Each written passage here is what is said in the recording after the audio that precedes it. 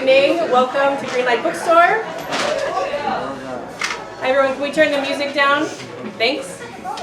Welcome, thanks so much for joining us tonight. I'm Jessica, I'm the owner of Greenlight, and we are so excited to host tonight's event for Nicole A.Taylor, presenting her brand new book, Watermelon and Redbirds, a cookbook for Juneteenth and Black celebrations. She's going to be here talking with Nikita Richardson, so you are in for a really great evening. It's so awesome to welcome Nicole back to the neighborhood for the launch and celebration of this fantastic new book. So before I turn things over to Nicole and Nikita, a couple little housekeeping things. If you have a cell phone or something that might make noise, now's the moment to silence it. We have signed books for sale at the register, signed copies of Watermelon and Redbirds right up there. And then after the event, Nicole is going to be personalizing books right here. So you can kind of line up right back this way if you'd like her to do an inscription or something for you. We are recording tonight's event, so we should have the recording available on YouTube in the next couple of days. And if you haven't gotten one already, please take advantage of our bar in the back. It's our first bar since post-pandemic. We are serving a recipe from the book, which is watermelon ginger beer. So hopefully we did it justice. Nicole gave us a little coaching at the last minute, so hopefully it's up to her standards. But so delicious and really nice for a summer day. We do ask that you keep your mask on when you're not eating or drinking while you're in the space tonight. So thank you so much for that. Okay. Our interviewer for this evening is Nikita Richardson. She's a senior staff editor for New York Times Food and Cooking, and she also writes the weekly Where to Eat New York City newsletter. Previously, she worked at New York Magazine, Bon Appetit, and Fast Company. She lives in Bed-Stuy, Brooklyn, by way of Marietta, Georgia, with her cats, Junie and Bowen, and her bio says she do be eating. She's going to be speaking tonight with our featured author, Nicole A.Taylor. Nicole is a James Beard Award-nominated food writer, master home cook, and producer. She's written for the New York Times, Bon Appetit, and Food and Wine. And she's the author of the Up South Cookbook and the Last OG Cookbook, and the executive producer of If We So Choose, a short documentary about the desegregation of an iconic Southern fast food joint. Nicole is also the co-founder of The Maroon, a marketplace and retreat house focused on radical rest for Black creatives. She lives in New York City and in Athens, Georgia with her husband and son. So her brand new book, Watermelon and Redbirds, is the first cookbook to fully celebrate Juneteenth. As a master storyteller and cook, Nicole's bridging the traditional African-American table and the 21st century flavors in stories and recipes, delivering an essential new cookbook that's both celebratory with the pleasures of good food and heavy with the weight of history. So you're in for something really special tonight. Nicole is going to be reading a little bit from the book, and she's going to be talking with Nikita, and then you guys will have the chance to ask her questions towards the end of the hour. We do have to close the store up at 9 o'clock tonight, so we're going to end at 8:30. We're going to have our signing, and we're going to wrap things up, so just giving you that warning in advance. But you are in for something really fantastic in the meantime, so please join me in welcoming to the stage Nicole A.Taylor and Nikita Richardson.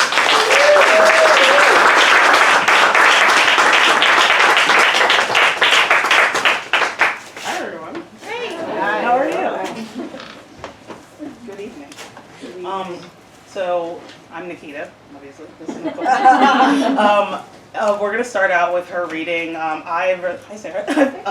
I've read through this entire book. It's really gorgeous. You should cook the recipe, but if you never did, it's a good book as well. Like, the writing is gorgeous. And my favorite chapter is Everyday Juneteenth, which is actually like the closer. And we're going to have Nicole read it. It's about her own history, her parents, her grandparents, and I think it's a really powerful piece of writing. Before I start first, thank you, Greenlight. You know, this is a special place. This neighborhood is special. For people who already have a book, you'll read in one of the head notes that is Collier Gore Park, this Sparket Park right here, is the first Juneteenth outdoor celebration I ever attended. Brooklyn is home for me. Athens is home, but I feel most alive in Brooklyn, New York, in New York City. So thank you for hosting me, and thank you all for being here. And I'm honored to be in conversation with you. I'm reading the essay that starts the Everyday Juneteenth chapter. You want to read the whole thing? As much as you can. Okay. It's not that long. Every year, we must remind successive generations that this event triggered a series of events that one by one defines the challenges and responsibilities of successive generations. That's why we need this holiday. Al, Mr. Juneteenth Edwards, Democratic Texas state representative who authored the legislation making Juneteenth a Texas state holiday in 1979. Hidden within the Juneteenth story are small moments of personal triumph that we will never know about. The entire society was transformed by emancipation, but how did it affect individual lives? Noisemaker, worthy celebrations are often followed by quieter victories. My great-grandfather, George Taylor, left Oconee, Georgia, a town almost 10 miles south of the University of Georgia, named after the Oconee branch of Creek Indians or Muskegon tribe for a more prosperous future in Athens. And my great-aunts, 2 aunts, and uncles mostly stayed close. Then Hubert Bowley Taylor, a Korean War veteran, married Mildred. They gave birth to my mother. My mother, Janice Marie Taylor, graduated, oh, she will kill me, that is not her last name, it's Young, her married name, graduated from high school in 1972 and voted for the first time in that year's presidential election, a victory her own mother never experienced. She made a living as a chicken factory worker, 40+ hours a week, dismembering chickens. Rest was a luxury.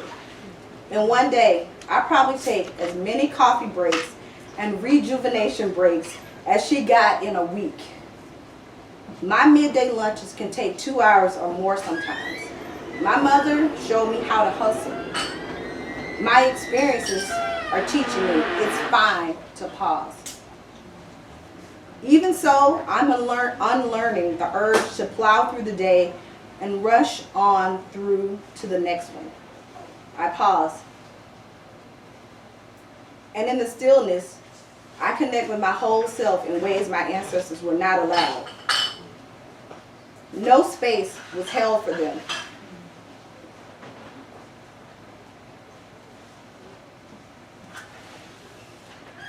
Their blue-collar jobs didn't include a lactation room, time off to vote, an atmosphere to speak openly about anxiety, or hold a birthday lunch with cakes and candles.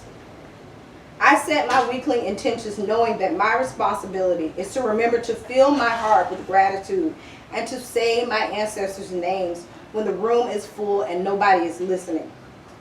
This chapter's unfussy dishes are how I celebrate the quiet victories.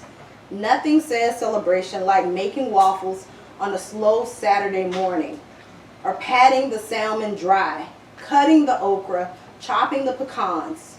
These things release weekday stress from me in an instant. Making a plate for family and friends and setting aside time for tidying my pantry.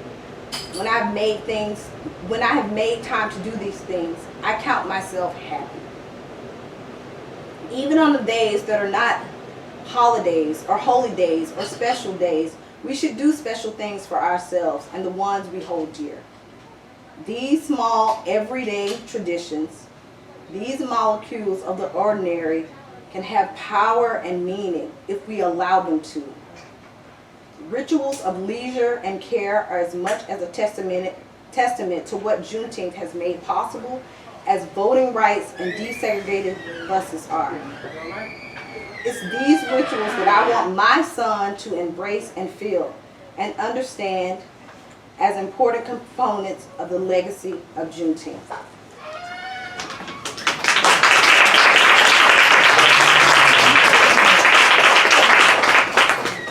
So I guess what I want to start with is we're both Georgia. We're from Georgia. Well, she's really from Georgia. My parents are like I'm children of immigrants. I never know if I can claim it. You can claim it. Okay, claiming it.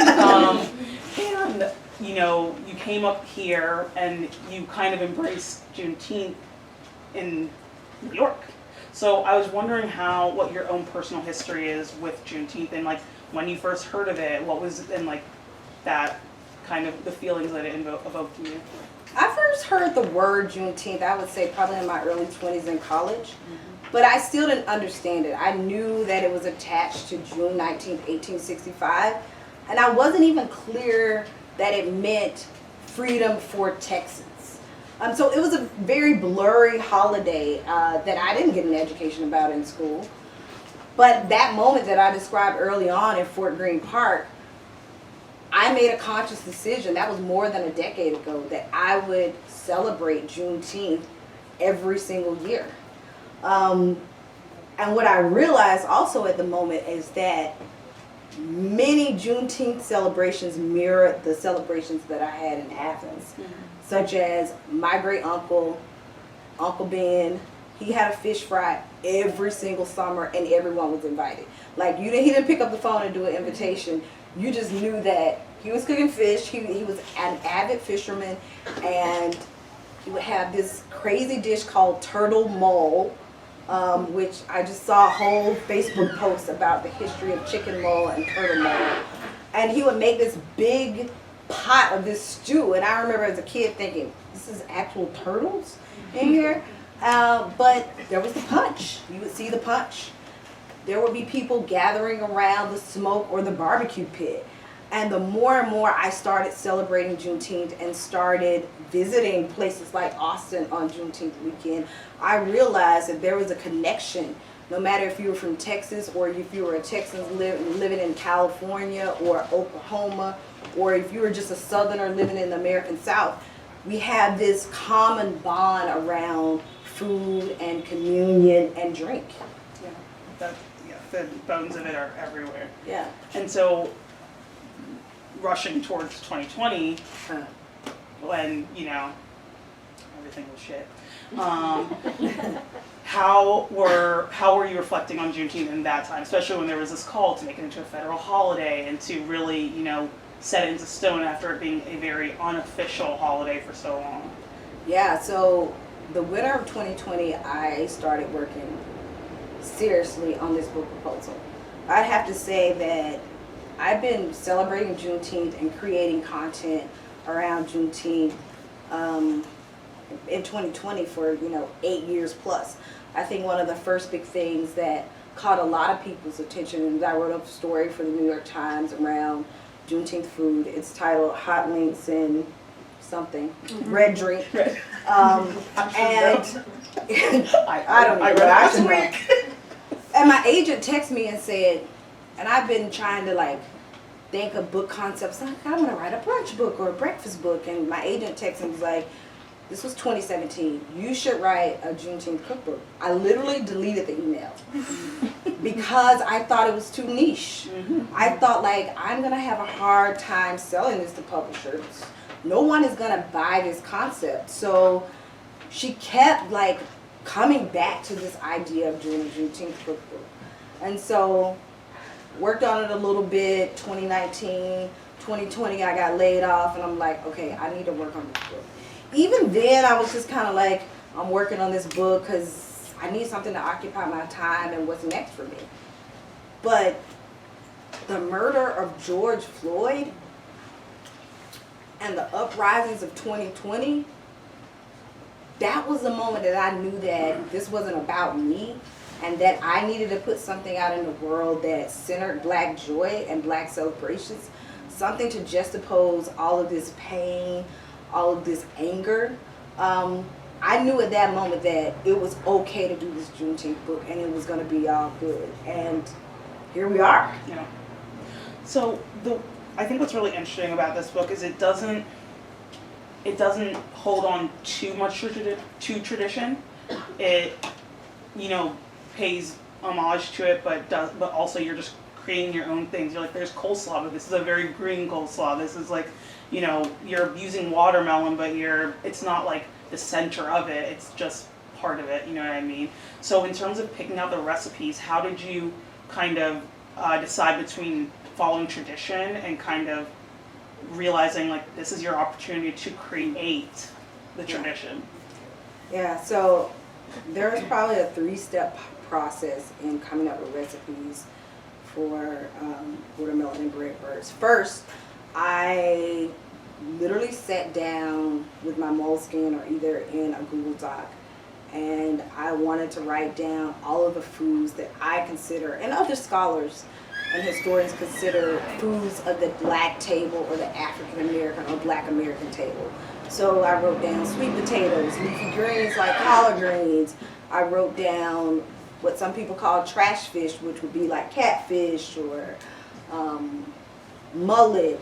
So I had this whole list of what I consider traditional black American foods. And then I took it a step further. I had a spreadsheet of red foods and fruits and vegetables that are abundant in the summertime. So I use that sheet as a guide to center. So this book is, the foundation is definitely the African American table and summertime fruits and vegetables. And then I was like, listen, I don't want a macaroni and cheese recipe in this book. And who really eats stewed down hot collard greens on a 90+ degree day? How can I take sweet potatoes and put my own spin on it? And I just started looking back in my notebooks. I do this very weird thing, Nikita, where every week I write down what I'm going to cook. I've been doing this before I had a kid. I have like stacks of papers of notebooks of my weekly meal plans. You're built different. And every winter I make a sweet potato simple syrup. And typically it goes into like whiskey cocktails or some kind of coffee cocktail. And I remember having this leftover sweet potato simple syrup in my fridge as I was testing the book or ideating. And I'm like, wait, this could be a sweet potato spritz. I could put white, sparkling white wine in this and Cappelletti and a little vodka. And this could be a red drink, even though it's kind of orange, but this could be a red drink. So that was kind of my process of rooting black American food and African American food. And I'll take it a step further too. You see a lot of Americana in this book, but you also see a lot of Mexican culture in this book, because there is a connection between Texas and Mexican food and Mexican culture and Latin culture. You see a lot of who's in America in this cookbook in a very subtle way. Some of that is intentional, and some of that is just who I am and the people that are around me and what's in my pantry. Yeah. And one of the things that really, so a lot of cookbooks, you don't necessarily get stories in, like, you get the main intro for the chapter and then you have like head notes about how to do a recipe. But almost all the head notes in here are miniature stories. You like can't help yourself. And so in there was one where you talk about how you were writing, you wrote for Food and Wine about watermelon, grown watermelon. And then, you know, the Shade Room, a black gossip site, was coming after you for like basically like minstrelsy for putting watermelon into Food and Wine. And is definitely this, with any black person moving in through a predominantly white world, anytime you do something for where people think it's for them or for the other, that you can get, you know, run down for it. So did you have that in the back of your mind writing this, or like how did you deal with that in the moment? And then two, how did you, even having dealt with that, still push through and even want to include it in this book? Whew, boy, that's a loaded question right there. How many people read that article, the Food and Wine article? I did in June of last year, 2021. I was fortunate enough to have a 10-page spread in Food and Wine magazine dedicated to Juneteenth. I would say that was probably almost a first. There are very few people who, even black people, who get a cover. There are a few people in this audience who had a cover story and a photo on the front of Food and Wine magazine. So it was a big deal for me to be writing a story for Food and Wine. People spend their entire lives trying to get a byline in there. I worked on that piece for about 9 months. It was intense. There was an independent creative team, all black, that did the artwork. I put a lot of time and energy into that piece. And it was a very personal piece. There were like 5 miniature stories about my Juneteenth celebrations at different moments or ingredients. So, as Nikita was saying, the shade room is basically like Black TMZ. Wouldn't you say? That's Yeah. yeah. I think that the food and wine social media posts for a lot of young Black Americans triggered what we had been experiencing in 2020. Mm-hmm. And that is, you're giving us a holiday, but what about our reparations? Mm-hmm. You're giving us a holiday, but what about the Voting Rights Act? And so some of that was the reaction, the negative reaction was people feeling like, give me my equality, right? And some of that also, this is crazy, I think people in their 20s have never seen a full watermelon before. I think that people are so used to seeing watermelon in a plastic container cut up with 0 seeds. I think that there are a lot of young people who don't have the experience of summertime in the backyard, someone cutting up a watermelon, you are gathered around this watermelon, there's newspaper out, and people are excited. It's a communal thing. Or the fruit man coming through your neighborhood and you're buying and picking this glorious green flesh inside bright red fruit, and you're sharing it with the entire neighborhood. I think people haven't had that experience.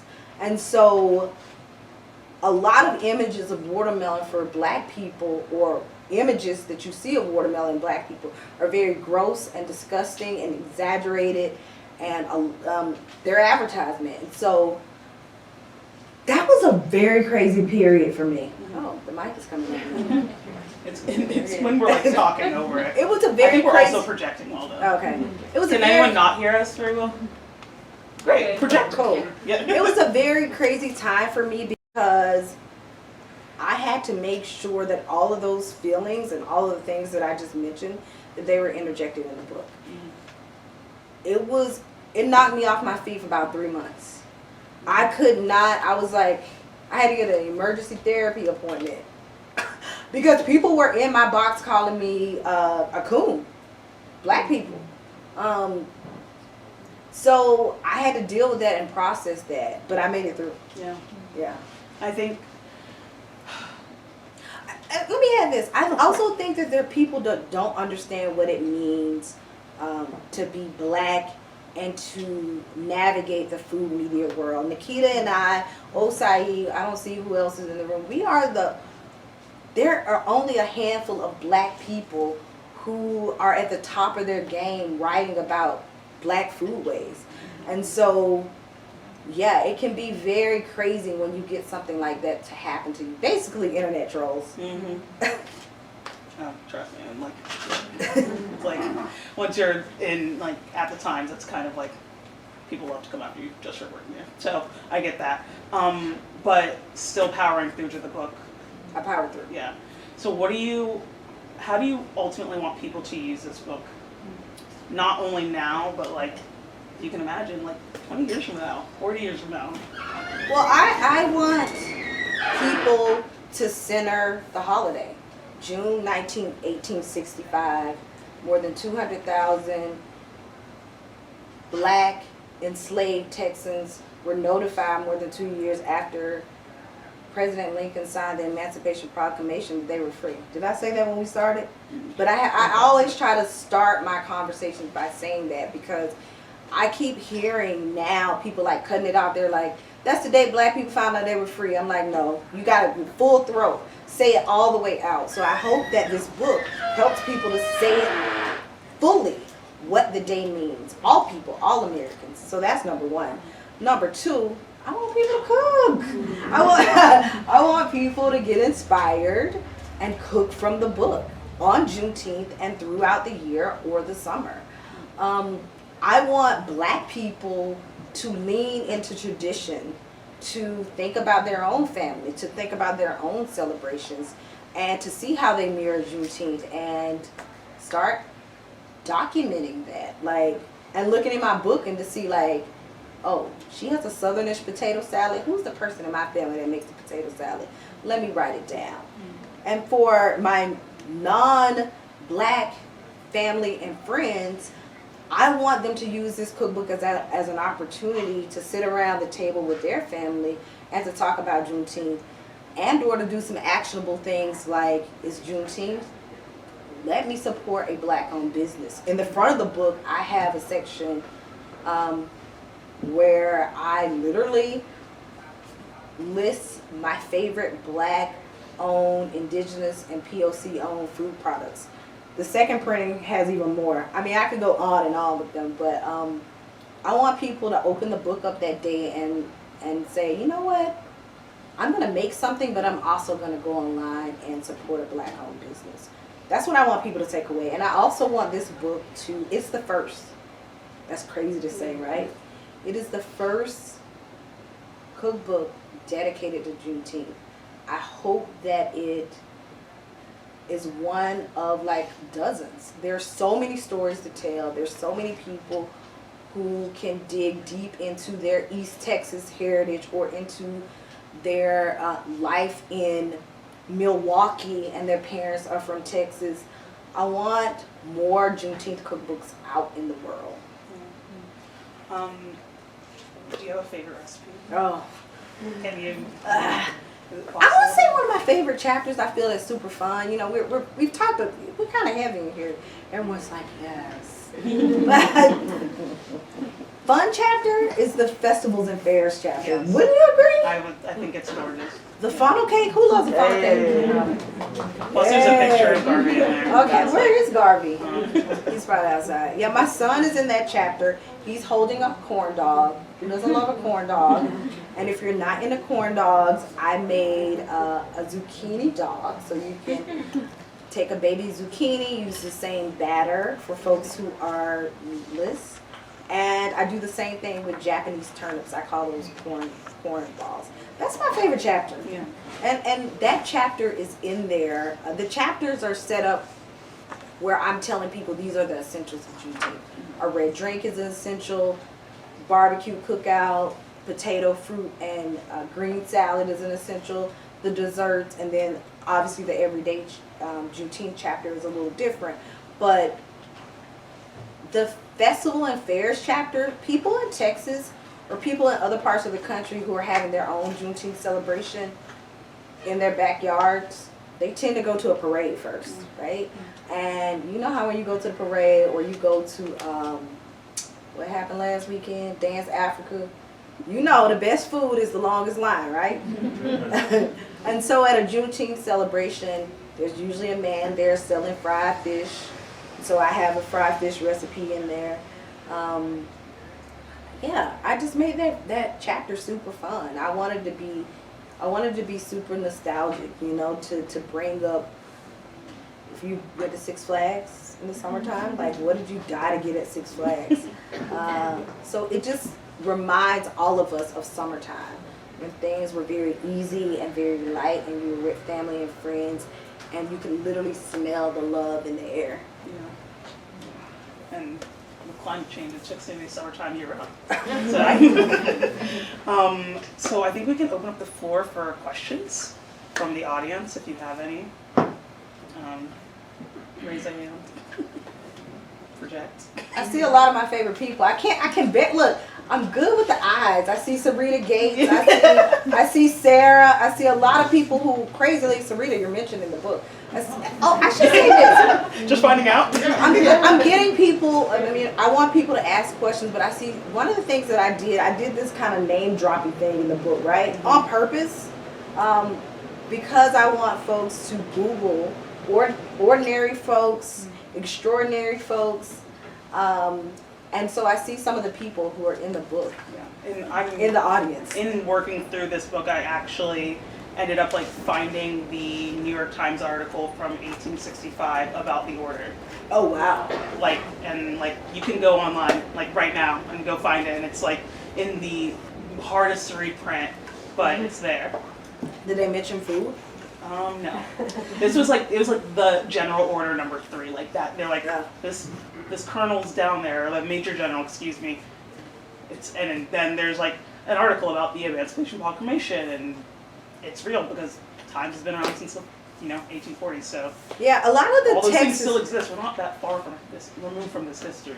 yeah, and it's funny because a lot of the Texas publications, like Texas, I'm not gonna say any of them out loud because I don't want to get them wrong, but a lot of Texas publications have one sentence about what formerly enslaved people were eating at their Juneteenth celebrations. Or I would have to go on I have a lot of books. I would have to dig through my books, some are packed up, and think about what books might have a mention of Juneteenth. One being like Harriet Cole wrote a book, How to Be. I think that book came out in the 90s, but she has a paragraph about Juneteenth celebrations. I was being a researcher in a weird way, just trying to figure out what did I miss or what I got right in terms of food. So I guess I'm saying that to say, like, it's important for me to put names in the book, like full out names, so 100+ years from now, when you're going to research something, you'll know that person's name. You can go and you'll know who they are. So I don't think people do that in cookbooks. Not most. No, not that I know. Yeah. I look forward to using your cookbook. I have a question. What do you wish you didn't have to leave out? You could redo it. What would you, like, God, I wish I had room for? The question is, what do you wish you didn't have to leave out of the cookbook? That's a good question. There were a lot of head notes that got cut. The process of writing a cookbook is very different from writing a novel. We have to have room for the recipe to fit in a certain format. So a few head notes had to be shortened a bit, which is fine. So that got left out. I will tell you though, one of the things that I thought was going to happen in the book, that I would have a whole happy hour chapter. It's fine. I just ended up taking that whole concept and just sprinkling it throughout the book, because I feel like people have a Juneteenth party, but no one has the food ready at 5 o'clock or 4 o'clock, right? People are like, what time is the food coming off the grill? So you have to feed people something. That was my whole concept, but it just wasn't working. So I just took, for instance, the crab and egg dip that's in the salad. The crab and egg dip that's in the salad chapter. That was initially going to be in the happy hour chapter, but I just put it in the salad chapter.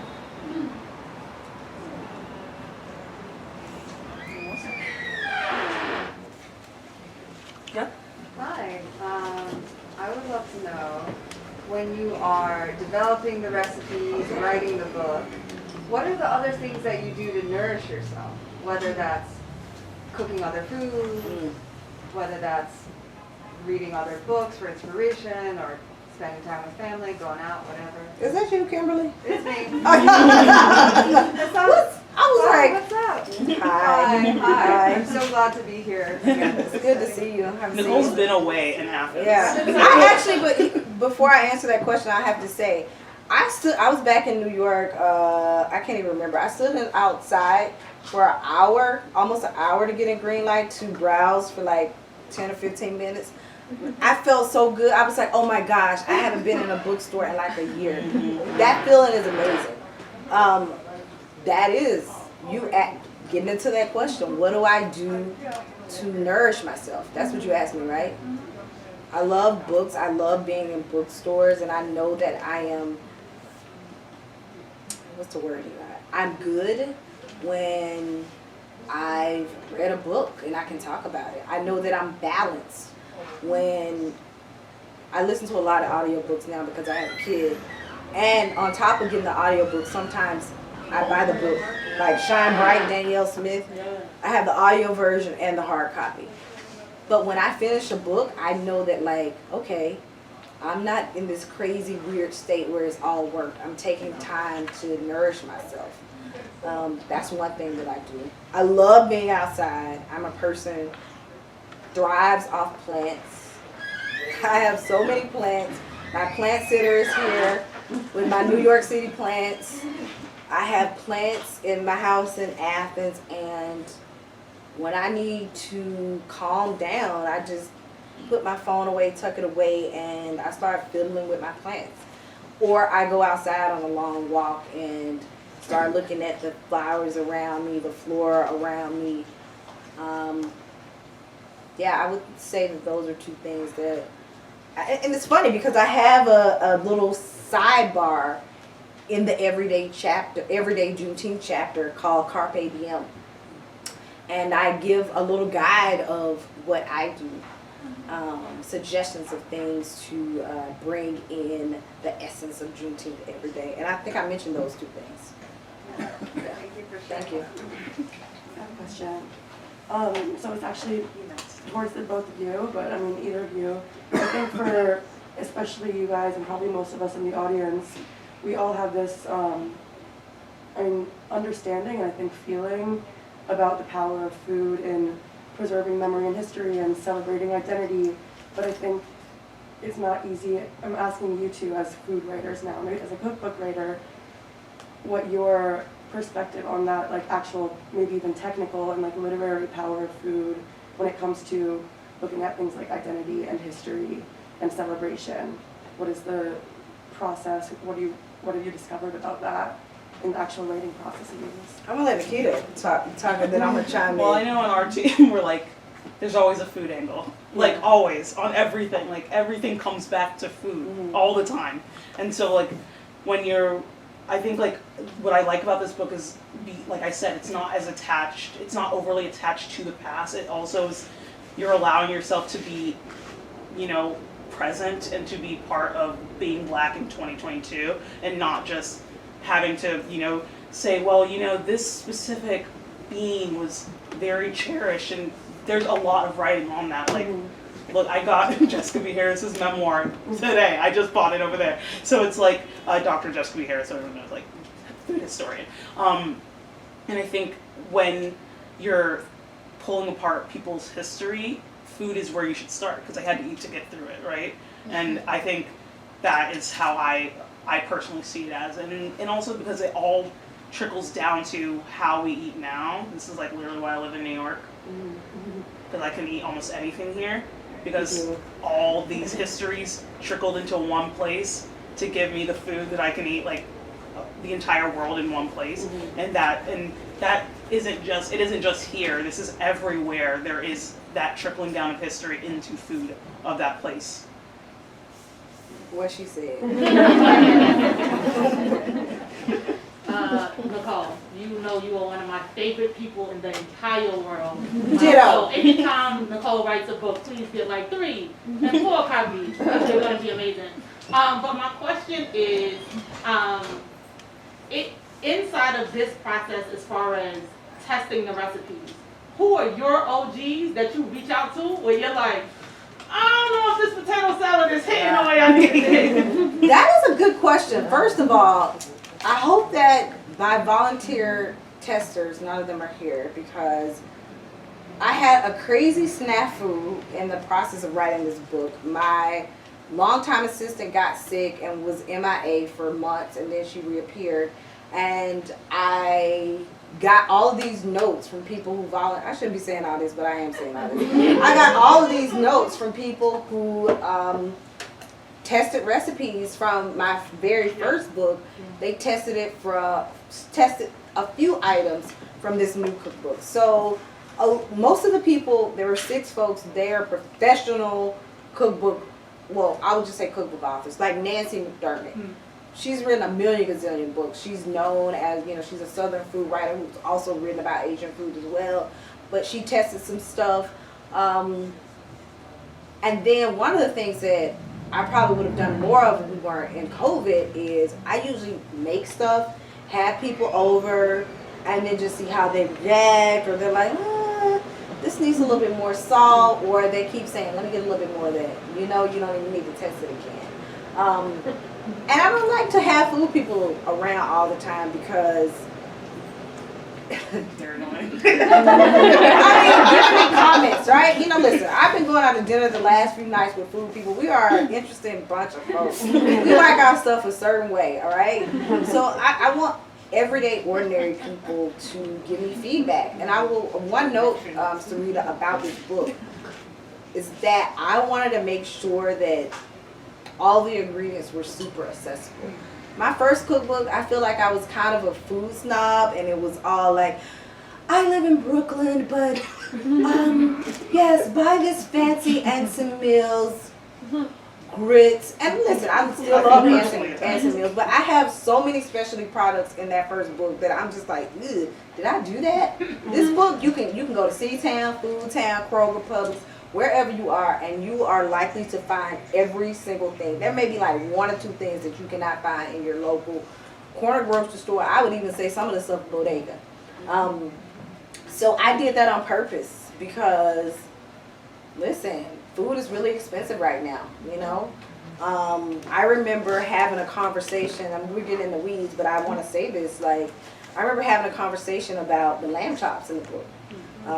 And someone threw out the suggestion of like, maybe we should put the lamb chops on the cover. I'm like, do you know how much lamb chops cost? I was like, no. And I have a lamb chop and apricot recipe in the book, and I hope that I mentioned that you can use lamb loins instead of the chops because they're really expensive. So yeah, I like to go to everyday folks to test. I like to go to professional cookbook writers as well. And I also have to shout out Jen De La Vega. Is she even here? Jen De La Vega is a dear friend and my recipe developer.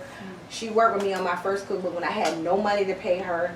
She worked with me on the last OG when I had money to pay her, and she worked with me on this book. So I would make stuff and then I would be like, hey, here's the recipe.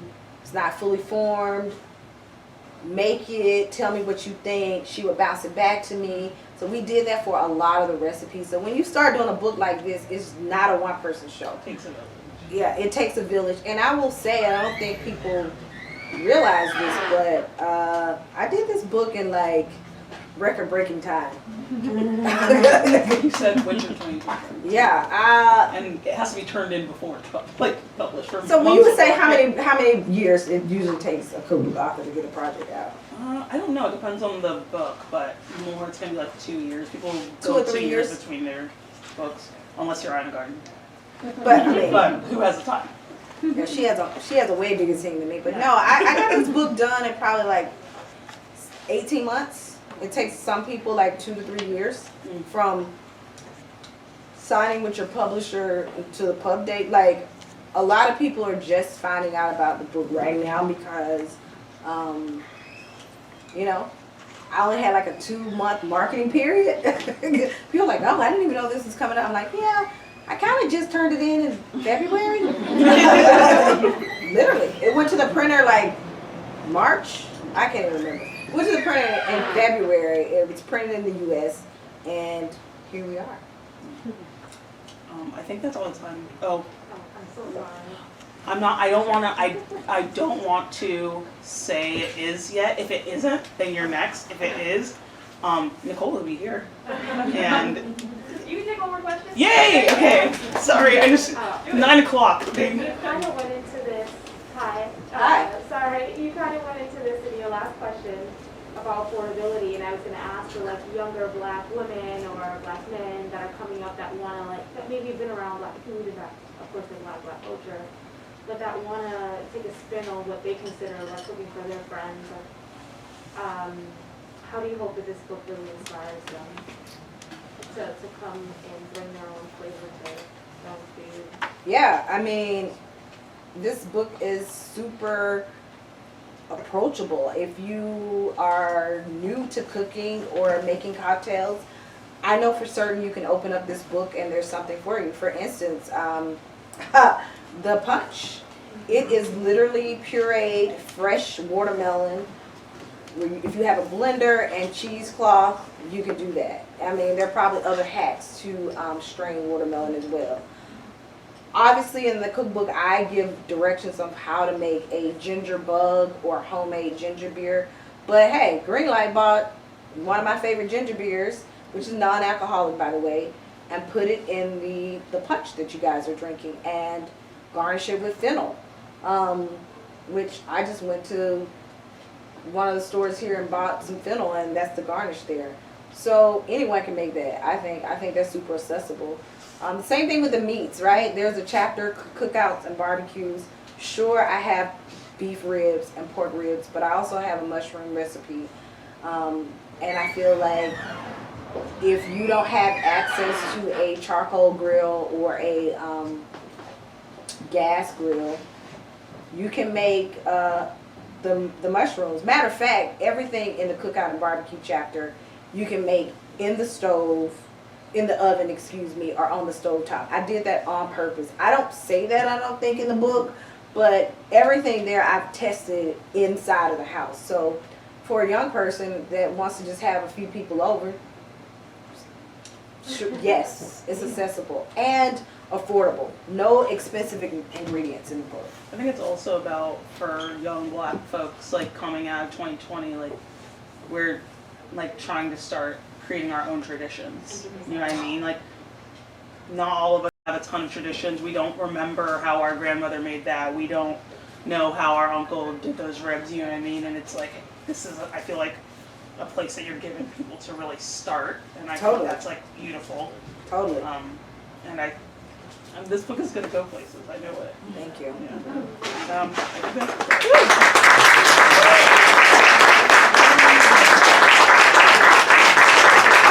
Thank everyone so much. I'll be personalizing books here with my mask on. But they're going to kick us out at 9 o'clock. So you know I can talk, but I'm not going to talk a lot. I'm just going to hug you and take a photo and personalize your books if you like it. Thanks everyone for coming. Thank you.